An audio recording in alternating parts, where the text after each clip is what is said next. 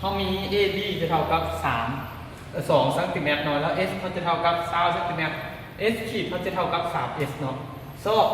จุดสุ่มเขาเท่ากับเท่าไหร่แล้ว A ขีด B ขีดเขาจะเท่ากับเท่าไหร่เนาะเอามาแก้แล้วจ้า1 ส่วน S จะเท่ากับ1 ส่วน S บวกให้1 ส่วน S ขีดเนาะ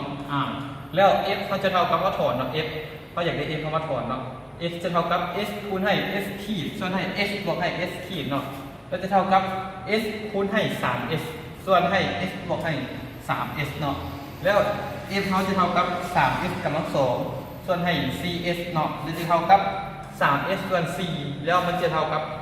3คูณให้3เนาะ S เขาเป็นอย่าง S เขาเป็น20เนาะเอามาแทนค่าเฉลยแล้วจะส่วนให้ 4เท่ากับ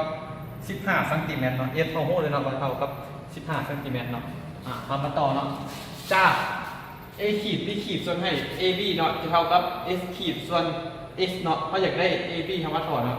จะเท่ากับ AB ส่วนให้ S ขีด S เนาะเรารู้ว่า S ขีดเขาจะเท่ากับ 3S เนาะแล้ว A ขีด B ขีดเขาจะเท่ากับ AB ส่วนให้ 3S ส่วนให้ S เนาะจะเท่ากับ 3AB แล้ว AB เขาจะเท่ากับ3คูณให้2จะเท่ากับ